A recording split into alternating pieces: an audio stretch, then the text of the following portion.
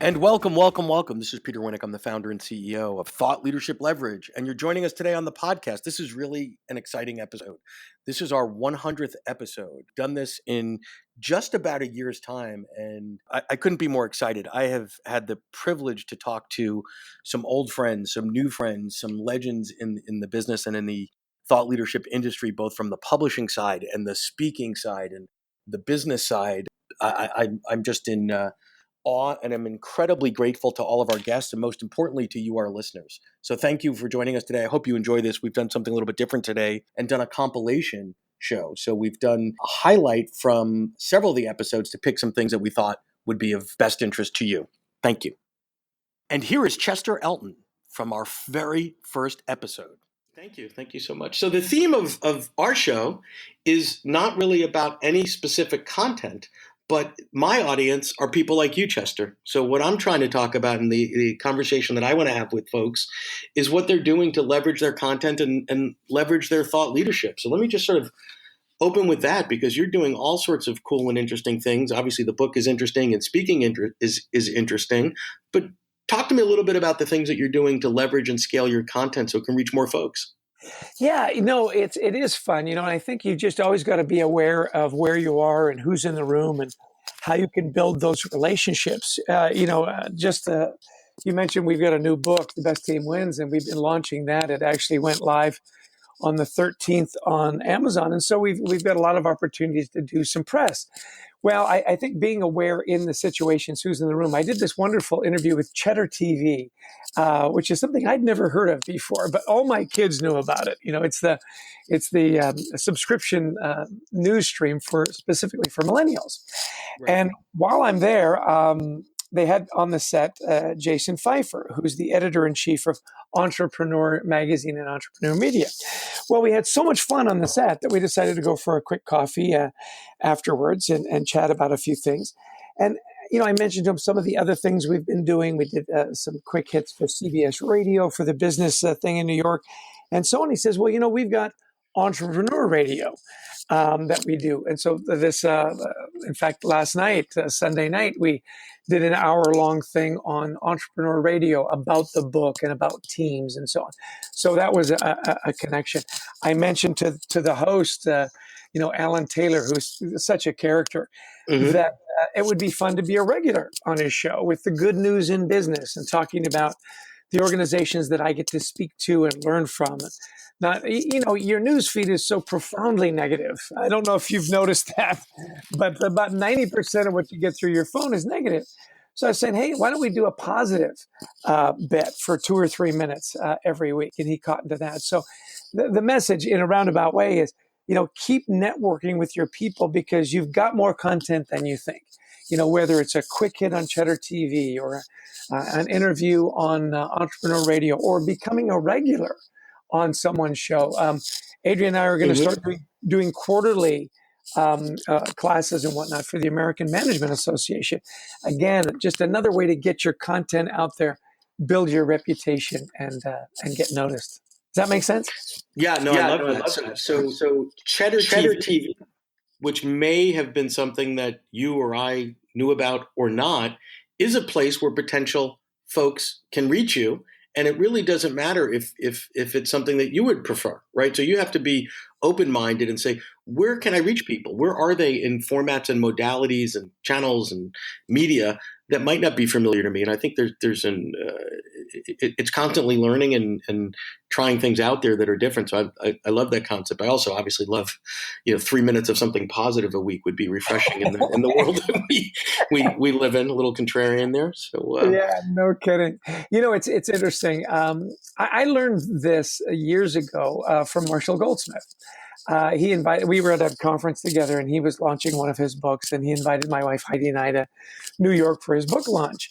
And at the time we were writing another book. I can't remember which one it was. It may have been The Carrot Principle or The Orange Revolution. Anyway, I asked Marshall, I said, hey, would you be so kind as to maybe do a blurb for the back of the book? He said, "Oh, listen, happy. Do you want me to write the foreword?" He went over and above. And I said, "God, that is just so gracious." And he said this to me, and it really stuck with me. He said, Chester, there's two ways to view the world when you do what you and I do. And one is that everybody in the room is a competitor. And the other view is, what can I do to help everybody in the room so we have a tide that raises all ships? And he says, I'm of the latter. He says, I say yes to pretty much everything. And you should too. And it's really interesting because to that point, I really had been part of the former, where you'd go to a conference and you wanted to be the number one rated speaker and you wanted your book to be on the bestseller list to the detriment of other people. And the more I talked to Marshall, the more I thought, that's just silly. So I've really adapted his philosophy, and I'm actually now part of his 100 coaches group, where we really do look to see how can we promote each other and promote goodness. And you know what? It's made all the difference. No, and it's the right mindset. I mean, I think there's for content people and authors and speakers, it's not a Coke and Pepsi world, right? If the more you can get out of your friends and your colleagues and folks that you may have thought of as competitors in the previous sort of mindset shift, the better it is for everybody, right? Because Marshall's awesome, your stuff is fantastic, but it doesn't mean that because somebody buys triggers, they're not going to be engaged with your work, because they clearly would be, right? So exactly. yeah. And to that end, I was just recently in India, and the guys promoting the conference said, "Hey, there's this web guy, and he's really a great guy. Would you do a couple of segments with him?" I go, "Sure." How many people does he reach? He goes, "Oh, we're not really sure." I said, "Oh, okay." But you know what? I'm in India. What would I be doing anyway? So why not? And he turned out to be a charming guy and a lot of fun. And again, a little more content you can throw on LinkedIn, you can throw on Facebook, Sure. and help somebody out. Why not? I love it. And here is Juliet Funt from episode 76. So let's actually go back a little bit. Let's talk about that. So even though the company's somewhere between 3 and 5 years, right? So we're not the first to lie about our ages here, right? Yes, But I think you're missing a piece here. Is prior to that, you were an incredibly successful keynote Oh, speaker. sorry. Yeah. So what I want to do is talk about, because you sort of jumped through that. You hit a level at the keynote side that most people never hit. So talk for a moment about sort of the start as the keynote and then transforming into a content-based business, because that's a big deal. Yes. So sorry about that. I think of it as two totally separate conversations. So I've been keynoting for 20 something years, and I started out in youth and education and did high schools and gyms and colleges and learned the chops. And I had a really lucky combination of assets in that I was an actress and an improv comic in college, but I was really curious about human development and people and business. And so they kind of just came together really naturally. The youth and education stuff turned into talking to the parents and the parents' corporations, and I found out that the corporate space was much more my angle. And then for 20 years, I've been building the skills and the speeches and the flow and the stories. And it's kind of like when a musician plays the same songs over and over and over and over. You just keep getting better at the art of each beat and the art of each piece. And I was on the phone with Lou Heckler a couple days ago, who's one of the great, slightly older but classic performers of this age. And we were talking about how the actual art of the platform is something that is not even taught anymore in speaking Right. conferences. It's just all marketing and social media, but the art of the platform is why I was treated well in the speaking circuit and continue to be treated well. And it's a very particular practice oriented skill that I have gotten real good at.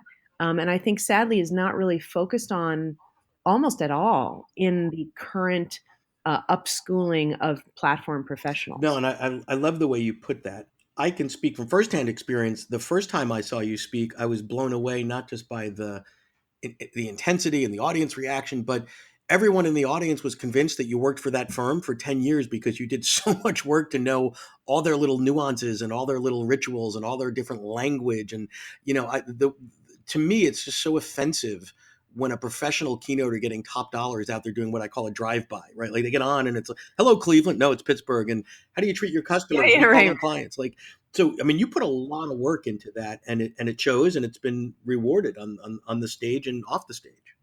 Yeah, it helps coming out of performance. The truth is every keynote should probably go off and do a year or two of acting or improv class and just completely forget about speaking for a little while, because Right. it's the performance element is really, really important when the breakout session next to you decides to do a giant loud drum exercise, and you have to find a way to continue to focus and look forward and not turn away and not be distracted.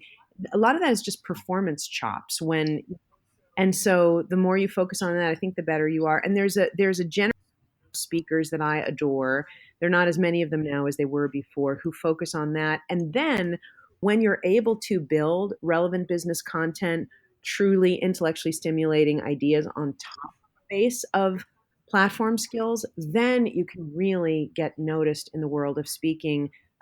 Any one of those two or three without the others, I think, is a little bit like a stool without all three Totally. legs. So at what point, so you're on the stage, you're speaking professionally, you're earning good money doing that, speaking to top level organizations around the globe.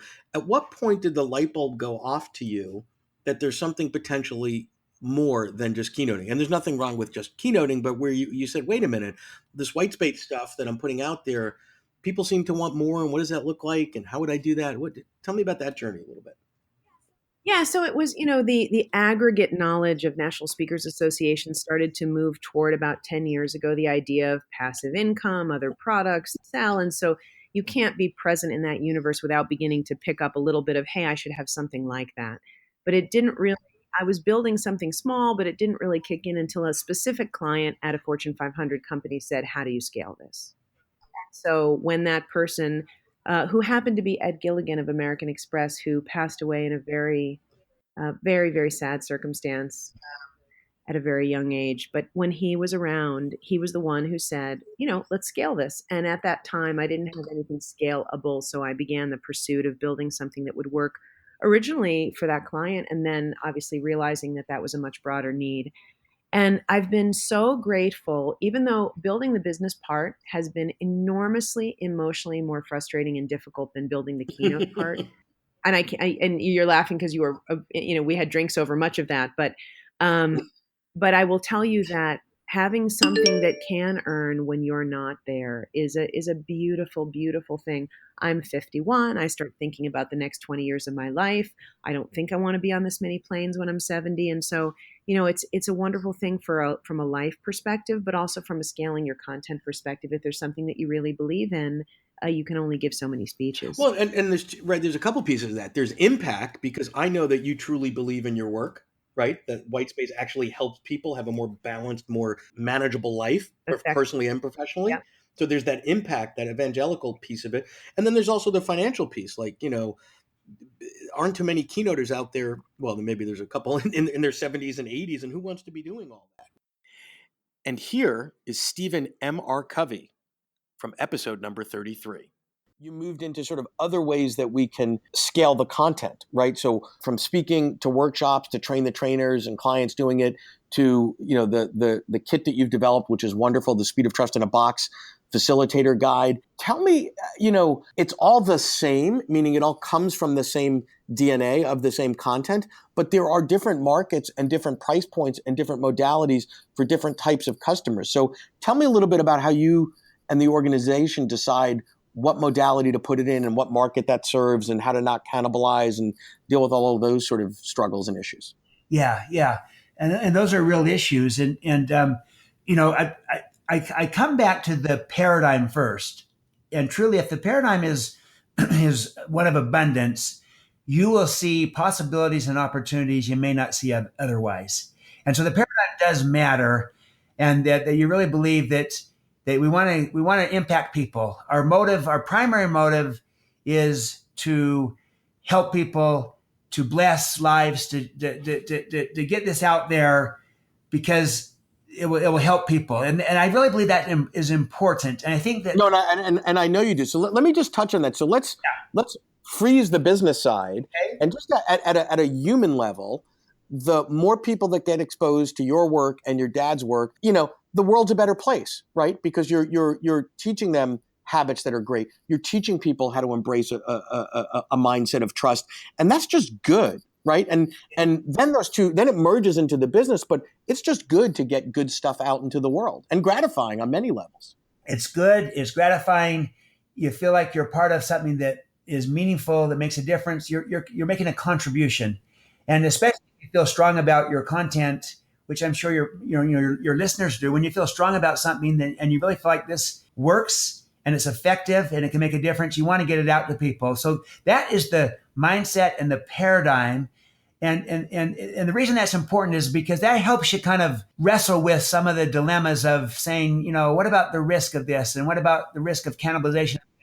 If your fundamental paradigm is, I want to impact people, I want to get this out, then suddenly you have more courage to take some risk. And you maybe say, that's okay. Maybe we do cannibalize a little bit here, but that's okay because we're getting this out there. And that was a dominant mindset. And we still had to figure out a number of other business decisions, but the belief was that it would come back around, and it has. And then we tried to find ways to target different audiences, and who's the audience, who could benefit from this. Always starting with mission first, always, and saying, okay, who is this audience that could benefit, and how might they, what modality might serve them best? And there might be multiple modalities that could serve them, but then we would ask the question, okay, and is there a sequence or a prioritization of those? And obviously, with some things we learned, it's important that we establish the business model first. And some modalities might have been more financially attractive than others, that we ultimately wanted to move to some of the others because it might reach more people, but as a financially attractive. And I'll give you a good example of that is, our initial work tended to be on the corporate side. And yet we had a lot of great stuff that we wanted to get to education and to not-for-profits. It's just that we wanted to price differently there and lower and have that be more of a mission type of approach. So it made more sense to start with the corporate side because that could help fund the other pieces. and had we started with all the mission-centric type things where we're going to have lower pricing, it wouldn't have been as smart a business decision because we wouldn't have had the means to get our message out to everyone. So we adopted the mantra, no margin, no mission. And then the whole premise, we got to figure this out in a way that makes sense. But our goal was to try to reach as many people as we could. I love that. And today it's sort of, I wouldn't say standard practice across the board, but it is quite common for organizations to be integrating the mission into the business with buy one, get one. And you look at what, Tom Shoes is doing or Warby Parker, any of those things. But when you were doing this years ago with 7 Habits, pretty unheard of, pretty radical, right? There was a line between, if you will, sort of the profit world and the mission world. But I love how you sort of aligned those things in your own way and were able to serve both constituencies well, and obviously grew a nice business from that. So it's pretty radical.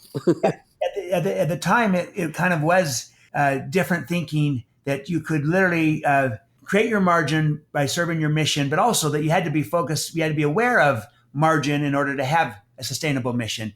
And we integrated the two. We found the right approach for us, and it was captured in that expression: no margin, no mission.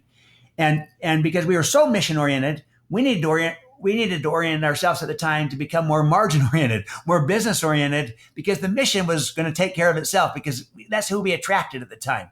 It was just, filled with people that wanted to change the world, all of which was the good thing and the right thing. But we had to figure out the right business model and how to be profitable at this so that we could have a mission and that we could fulfill it. And that took trial and error.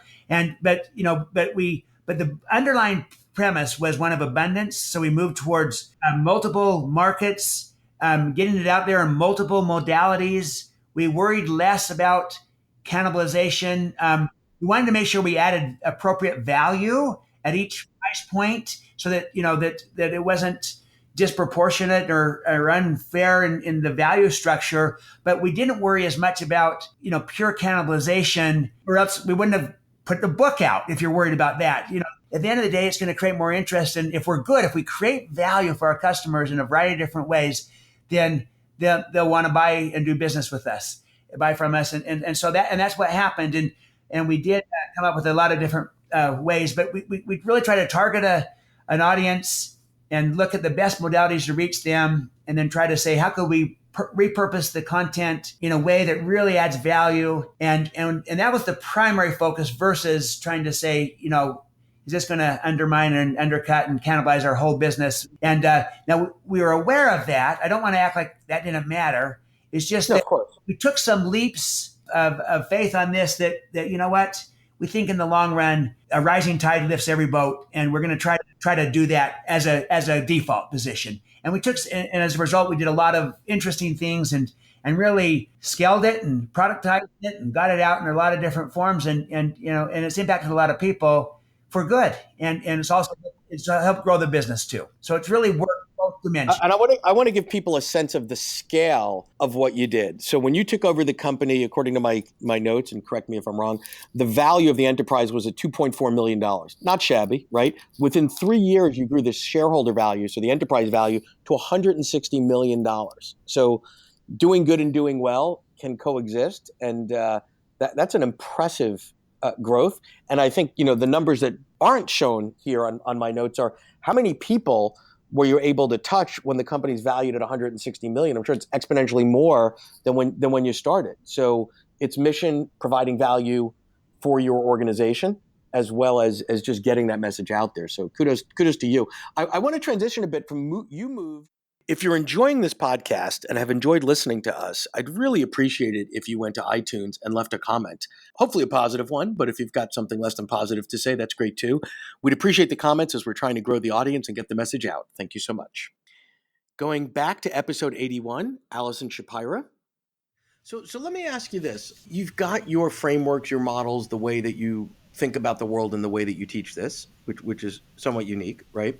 And that can be deployed in a variety of ways, right? I can hire you as a coach. I can hire one of your people. We can do workshops. We can do, all sorts of things. Where do you sort of segment the pricing against value, right? So if you're using the same methodology and it's for a lower value group in a low stakes search situation, they might pay X.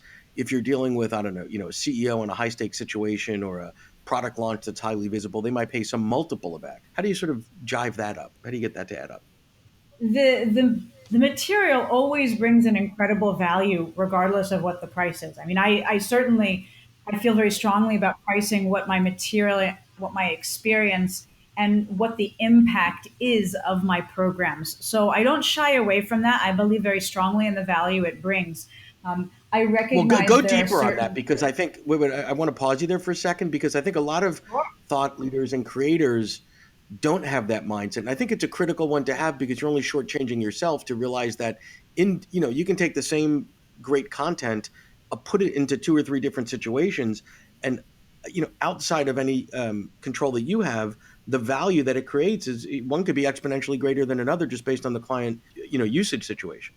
Well, it depends on how you define value. I mean, if you define value, I work with nonprofits, and we're working with individuals or organizations around the world that are creating life-changing impact on the ground in their community. Can you put a price on that? No. Is there value? 100%. But at the same time, if I'm talking to investment bankers and I can say to them, I can help you win one more piece of business from your client. If I can get you through communication training to be able to close a deal faster or close an additional deal, then it doesn't matter how much the training costs, because the value of closing one deal in that industry is so incredibly high. Now, I'm not going to change the value I think I provide simply because somebody can't pay that much. It's always going to be the same value, but the measurement is going to be different. Got it. But you have to choose where to play, right? So you can say, listen, my stuff's really good. Do I want to play in low value situations or high value? And you might come to a conclusion, as I've seen many of my clients and people I work with do, say, well, I personally want to deal in the high value situations because I enjoy that and I've got the expertise, et cetera. But I can create some derivative solutions, derivative offerings, training, et cetera, which more of a self-serve model or asynchronous training or something like that. Correct. And you can look at it in a few different ways. One thing to mention is that in this business, in this industry, people equate the price you charge with the value you bring. Yep, totally. It's not always accurate, but in pricing, there's a way to make sure that people look at you and recognize you take yourself seriously and you place a high value on what you deliver, therefore you price accordingly.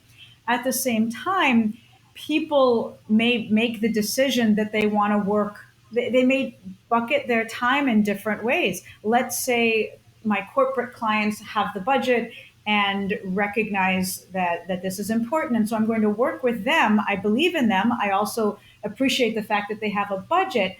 And then I'm going to decide that a percentage of my time is going to be dedicated to those who don't necessarily have the budget but still have the need. And I decide that I'm going to take on a certain number of those clients. So again, I can help people in all different situations, not just the ones who can afford me. Right, but that's a sort of value lifestyle exchange. If you were strictly operating under the sort of rubric of I'm going to only do things that maximize dollar value, that's one way. You choose to say, well, these are a little bit lower value, whatever, but I want to do that because it's important or it's good work or they're nonprofits or I believe in their mission or whatever the case may be. The other thing that you said there that really stuck out to me is sort of your price makes a statement. And I know that, and you've got a lot of experience on the speaking side. If you use the speaking analogy, there's nothing worse or harder to sell than a $3,000 to $5,000 keynoter when you compare that to what it takes to sell a $50,000 keynote. I mean, I would rather be in a position of selling $50,000 keynotes all day and night versus something for 3 to 5K. It's just way. I don't know. Could you touch on that? Your target audience is going to be different because I'm sure there are plenty of clients who are looking for a $3,000 to $5,000 keynote, and they might not be the same clients that are looking for a $50,000 keynote.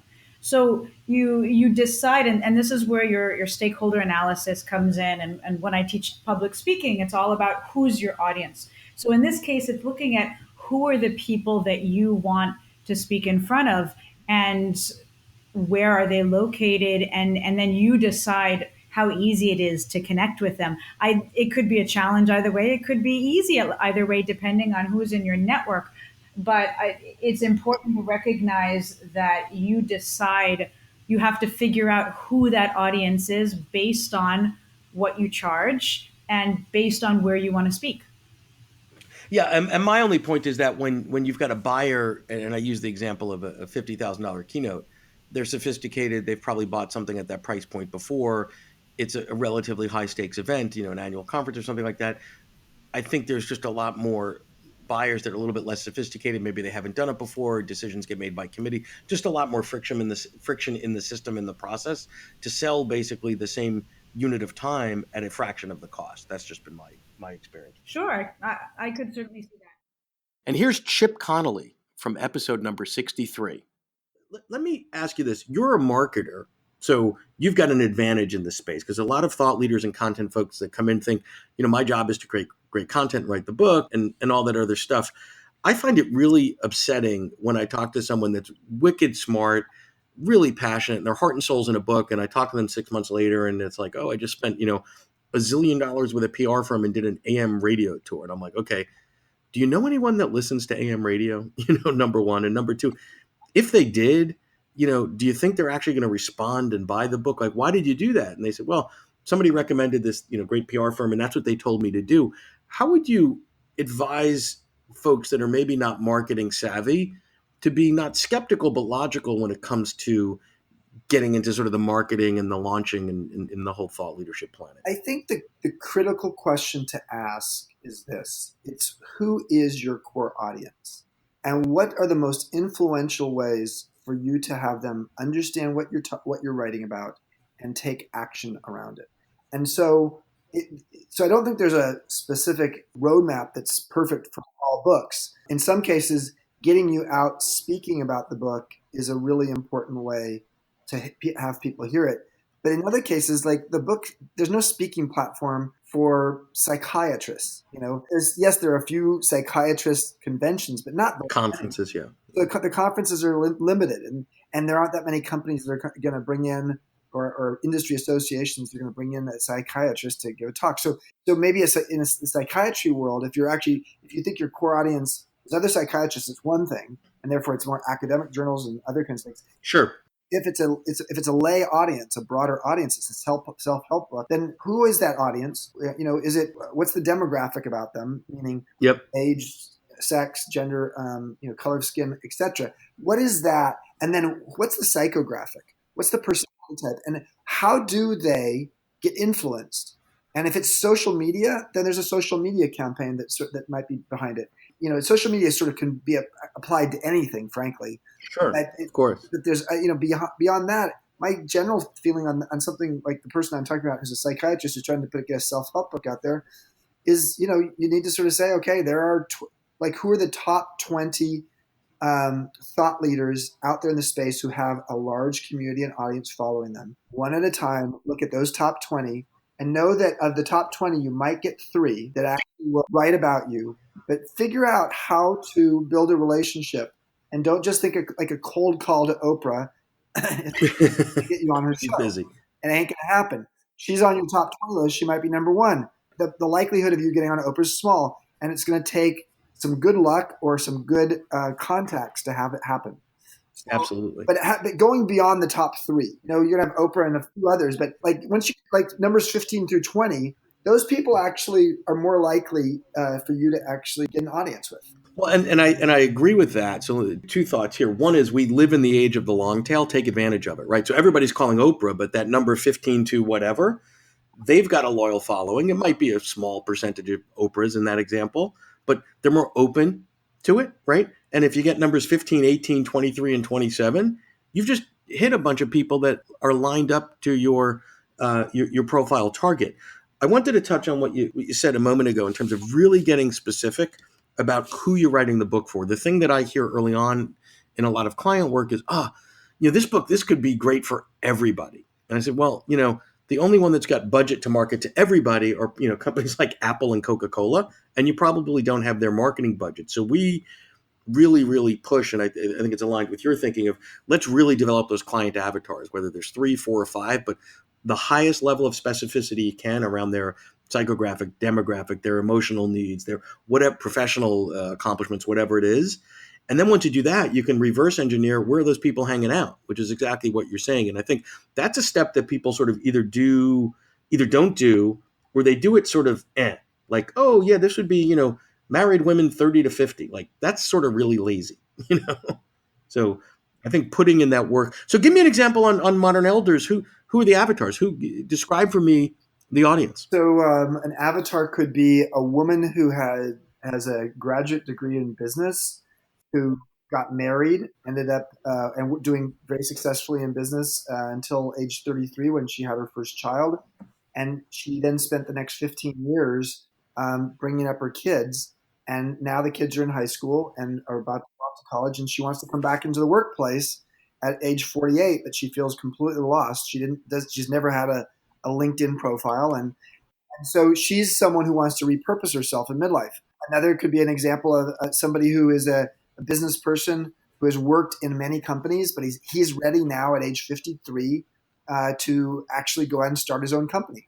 But he needs to have both the confidence, but also the skills to say, how do I go launch a new business in my mid-50s? It's funny enough, there's stats on this. People in their 50s are much more likely to start a business than people in their 20s. And people don't know that because the people in the 20s with the hoodies get all the attention. But people in their 50s do it all the time, partly because they're tired of working for the man, and partly because, let's just be honest, it's harder to get a job in your 50s than it is in your 20s. Yeah, of course. And tangential to that, nobody in their 50s should be wearing a hoodie to look like they're in their 20s, right? That should just be illegal, but that's a different issue. So I think so that's a big piece of it as well. But let me just pause you for a second, Chip, because I want to just, the way you describe those two, I have a crystal clear vision in my mind of each of those 2 avatars. They're very, very different. But then if you said to me, go find them, I know exactly how to find both of them. Versus if you said, oh, it's good for millennials and boomers, like that would cause me angst. So I love the level of specificity, because then you can just go back and say, does that blog or does that outlet meet the criteria of where my peeps are and where I want to be? Yeah. And then how do you message accordingly? That's right. I mean, and so long story short is I think that I've also found LinkedIn as an amazing platform for a business book. What a surprise. LinkedIn is sort of the social media for business. But here's the part that's interesting about LinkedIn. I wrote an article about 3 weeks ago, and I don't have a huge audience on LinkedIn. I only have 15,000 followers, 16,000 followers on LinkedIn, because I've never really done anything until just the last few months. So, but I had over 105,000 views of something I wrote 3 weeks ago, 5 days into it. But the thing that's also interesting about LinkedIn is that there's a long tail in terms of people looking at things. Whereas on Facebook and Instagram, etc., frankly, once you've posted something within a day, it's sort of gone. Like yesterday's newspaper, yeah. LinkedIn's the exact opposite of that. It's people actually they're consuming content weeks later sometimes because they're busy people, and because partly they're sometimes searching for a subject and trying to learn more about it in order to be more professionally proficient.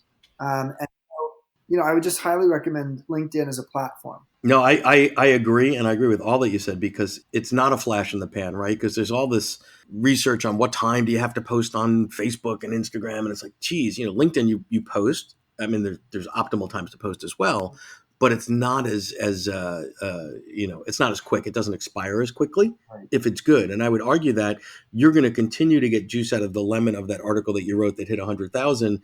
It'll be at 130,000 in 6 or 8 months without you having to do anything, right? And you'll get interest and comments, and there'll be conversation going on around that. So that's great. And here's one of my all-time favorite episodes. Daniel Pink was kind enough to come on back on episode number 85. If I just put my heart and soul into producing good work, then the world will come to it. No freaking way. I put my heart and soul into producing work that I'm proud of. And then blood, sweat, and tears to get it out. And then relentlessly try to get the word out there. And I think that's interesting because the only thing harder than writing an amazing book is getting it to be successful. So, and a lot of people get fearful, reluctant, I don't want to be salesy, whatever. But if you have a publicist that you trust, right, or other resources that you use internally, whatever. I have a publicist I revere. Yeah, which is awesome, which is unusual, because most people, when you tell me about your publicist, that revere is usually not the word that comes up. But that comes from experience, and you've worked together a long time.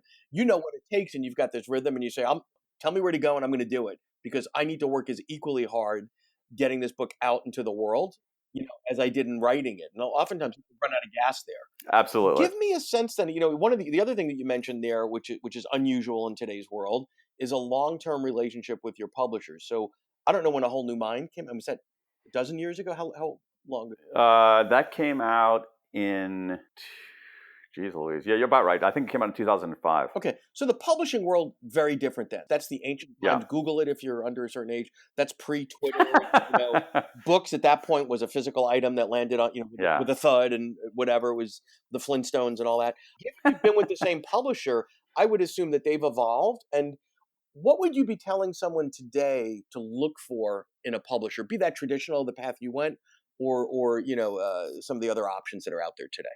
Well, if you're looking for a traditional publisher, from the handful of remaining big publishing houses and the several dozen quality commercial imprints out there, I guess I would look for three things. And I have to say, it's so the two main things would be, do you have an editor who's going to make your book better? And is the house, that is the team there, really all in on the book? Like, are they really behind this thing? Or is it going to be one of 14 cans of corn that they stack on a shelf to see which one grocery store shoppers buy? So how do you know that? Because editor is fairly easy. That's more objective than subjective to say someone's a great editor or not. But how do I know, how do you get a sense of whether the team's phoning it in or not? This is okay. It's a great question. So this is why it's important to have an agent you believe in, and an agent that you trust, and an agent who is smart. So I've had the same agent for 20 years. Awesome. I can't imagine writing a book without this particular literary agent, a guy named Rafe Segalin. Sure.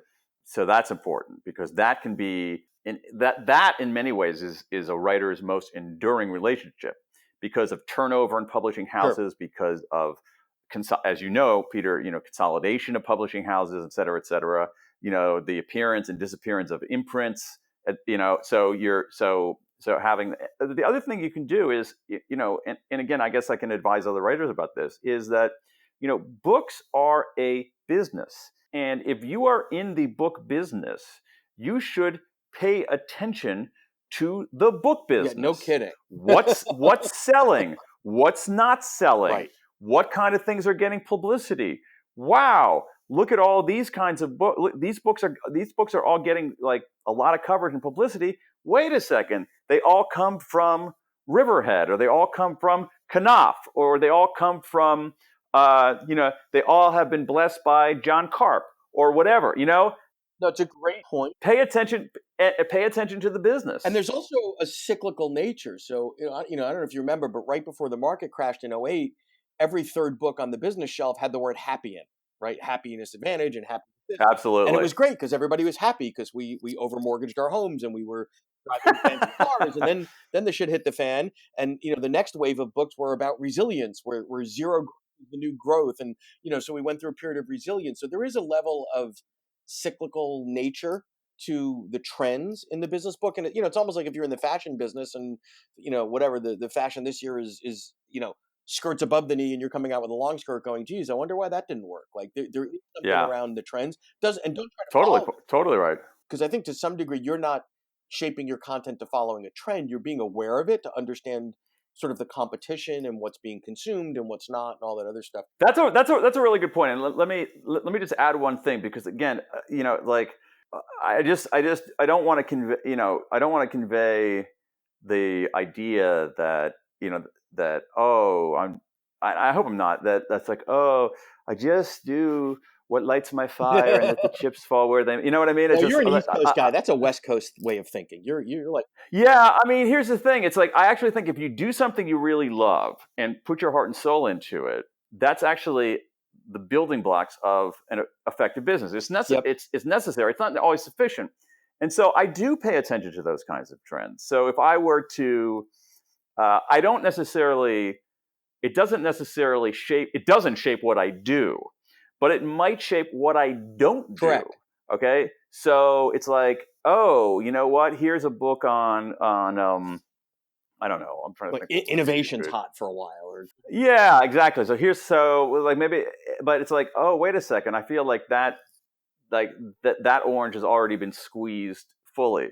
Or you might also feel like I really don't. I'm not all that curious about that topic, and I don't know if I have anything to add to it, and I don't.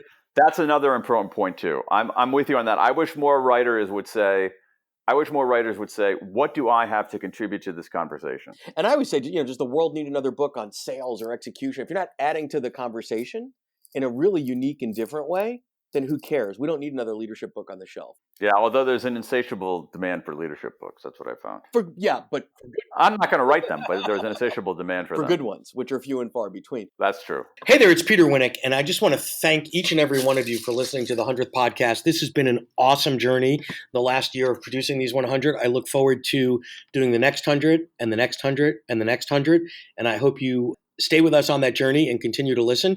Would love to hear from you. Anybody that you would like to recommend to be a guest, any topics that you'd like us to cover, please feel free to email me. And again, thank you so much for making all of the success of the podcast possible. Thank you.